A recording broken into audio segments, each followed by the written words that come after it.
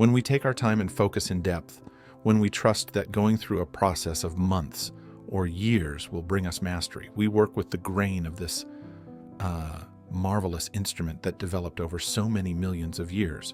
We infallibly move to higher and higher levels of intelligence. We see more deeply and realistically. We practice and make things with skill. We learn to think for ourselves. We become capable of handling complex situations without being overwhelmed. In following this path, we become Homo Magister, man or woman the master.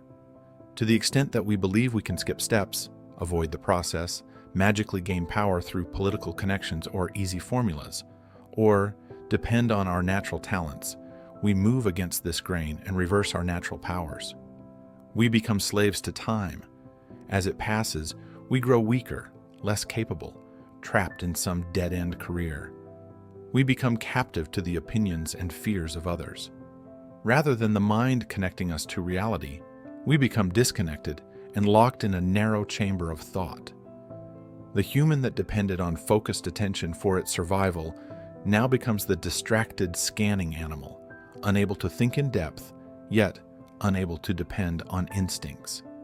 It is the height of stupidity to believe that in the course of your short life, your few decades of consciousness, you can somehow rewire the configurations of your brain through technology and wishful thinking, overcoming the effect of 6 million years of development.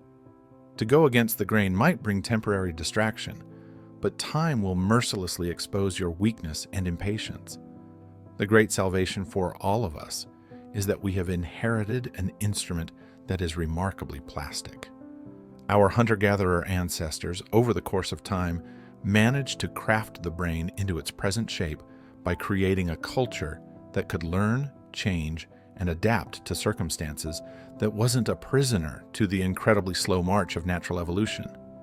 As modern individuals, our brains have the same power, the same plasticity. At any moment, we can choose to shift our relationship to time and work with the grain, knowing of its existence and power. With the element of time working for us, we can reverse the bad habits and passivity and move up the ladder of intelligence.